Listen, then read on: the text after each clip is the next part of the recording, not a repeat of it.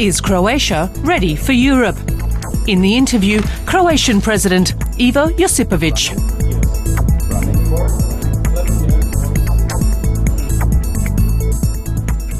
Mr. President, in just a few days, Croatia will join the European Union. Mission accomplished? More or less, yes. We are going to be EU member, but we are not going to finish our reforms. EU is reforming itself, Croatia will reform itself, and we benefit from this procedure because now we are a better society than before, but not perfect. We'll be talking about this later on more in depth. Let's first take a brief look at Syria and latest developments there. Austria is withdrawing its 300 peacekeepers from the Golan Heights. Croatia took the same decision for its 100 UN troops. What consequences will the collapse of the UN peacekeeping mission have? I don't think so. Definitely circumstances have changed because UN mission was established to protect or to control border between Syria and Israel. And now there is war there and new circumstances, and it's out of mission. It's more than it was planned when mission was established. So it was really necessary to withdraw because the troops are not in enough number and they are not equipped properly for new circumstances. But what does it mean for the region and especially for Israel? Definitely it's a challenge, security challenge for not only for Israel but for the other in the region. Mr. President, some 20 years ago, your country also went through a civil war, and eventually Croatia... It was not civil war, sorry. It was aggression towards Croatia. 20 years ago, your country went through a war, and eventually Croatia gained independence from Yugoslavia. What was your personal role in that conflict? I was professor living in Zagreb, so my role was very modest. So I voted at the referendum for our independence, but I was not involved in these historical events. In the early 90s, you quit politics for nearly a decade, and then you rejoined the Social Democratic Party. Why did you take that break in your career? The main reason was that I didn't consider myself as a part of political society, if I can name it. So I was not involved in politics, and I wanted to be involved in law and arts. And of course, I was not always satisfied with Social Democrats' role in that period, and that was two main reasons for it. Law and arts. You studied two subjects, yes. Law and music. Music, yes. Do you see yourself more as a politician or a lawmaker or a musician? What is more important? I had different stages in my life.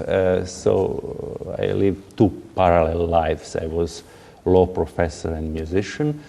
And then later I became politician. And now I'm just politician because this job I'm now occupying is from early in the morning till early in the morning. So you don't compose music anymore? No. Do you miss it? Yes, of course. But mandate is fortunately limited. I'll be back. I would like to ask you a personal question, if I may. You are at the helm of a country where the Catholic Church plays a significant role in society. 90% of your compatriots are Catholics. But you are regarded as a person rather critical towards religion in general. How does that fit together? No, it's really personal. I'm agnostic, and I clearly declared it before elections. And many people were shocked somehow that Catholic country decided to elect someone who is not Catholic. But I think it's a nice face of Croatia, because definitely Croatians are not some kind of fanatics, and this civil society and civil approach to the state was overhanging during these elections. And I have very fair, very good relation with Catholic Church as well, like with the other parts of our society. Slovenia and soon Croatia, two former Yugoslav republics, are members of the EU. Relations between the other former Yugoslav states are often tense, sometimes even hostile. I wonder what Croatia can do to improve the situation on the Balkans? So we have to start from ourselves. During my campaign, I mentioned two important goals. One was EU, and second, it is the other side of the same coin, better relations with neighbors. And really, our relations with neighbors are much better than 5 or 10 years ago. We have many agreements, we have many cooperation and so on. But of course there are some open issues, and the governments should really intensify efforts to resolve them. Just in a few days, President Nikolic will be to celebrate with us. The Serbian president. Yes, Serbian President Nikolic. There will be also presidency of Bosnia and Herzegovina, all three members. There will be presidents of all neighboring countries. And I think that's a sign of good spirit, in spite of some differences we have. And our position is to support our neighbors on their European path. Supporting them, Serbia, Bosnia, Kosovo, to name just a few, does that mean that you will help them to become members of the European Union? Yeah, we are going to support them politically, and I also already said even technically they need some support. We had support from the other countries from the European Union during our negotiation process, and we are willing to offer it to the other countries as well. Mr. President, Croatia will soon be a member of the European Union, but is there really much enthusiasm in Croatia, among Croatians, towards the EU, towards Brussels? So I think it's realistic, and our referendum and all polls shows that about 2/3 of our citizens are supporting EU, and that's, I think, enough. We are realistic. We know that our membership will not resolve all our problems. It's a good opportunity for us, and I hope we are going to take advantage of it. But the turnout at the elections for the European Parliament here was only 21%. Yeah, it's not the worst in Europe, but it's poor. Yes, I agree. It's poor. There are different reasons, economical situation. There were elections after, more important for political parties. And there was, I think, an appropriate approach from some media and political parties to present those elections as fight for good salaries in European Parliament, and of course that was wrong. The EU you are joining right now is in a deep crisis. What about the euro? Does your country also plan to adopt the euro as common currency? Yes, but we have to meet the requirements for it, and I think that it's not possible very soon. 3 to 5 years. That's 3 to 5 years. Yes. But practically we have euro. If you ask anyone what's the price of anything, your flat or house or whatever, you will have answer in euros, not in our national currency. And more than 80% of our savings in banks are in euros, not in national currency. In Brussels you often hear rather grim assessments of the economic situation of Croatia. Many wonder if your country is going to become the next EU's headache. I'm sure that we are not going to be next headache. We are a new opportunity for new investors from Europe and from third countries. So in spite of difficulties we have, I have courage that Croatia will be a successful story in the future.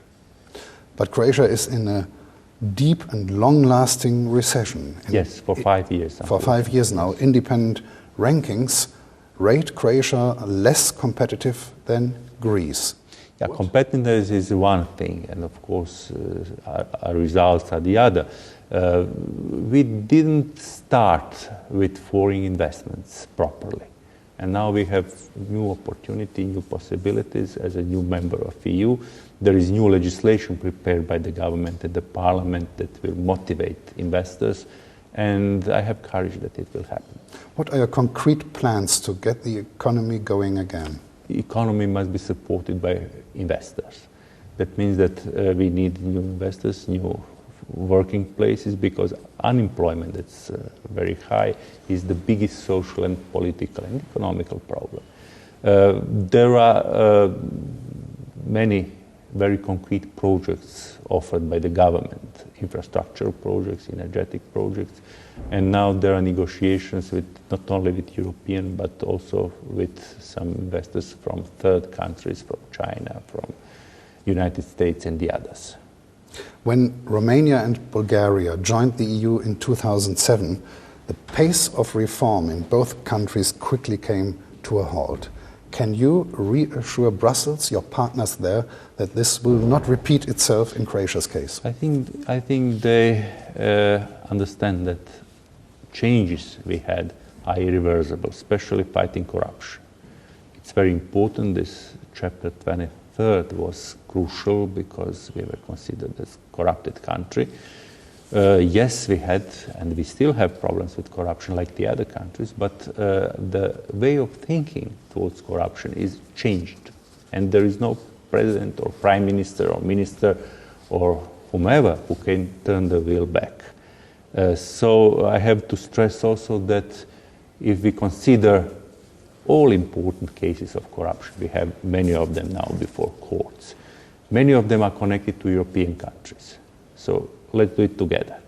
Do you feel really welcome in the European Union, in this union which is going, I repeat it, through a deep, deep crisis?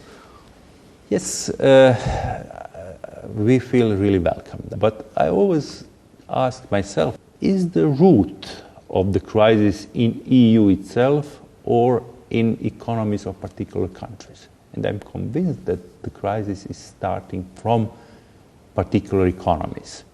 And I always ask myself, what will happen with Greece without EU? So probably together in EU we are more capable to confront the crisis than alone. Ivo Josipovic, President of Croatia, thank you very much for joining us on Deutsche Welle. Thank you very much.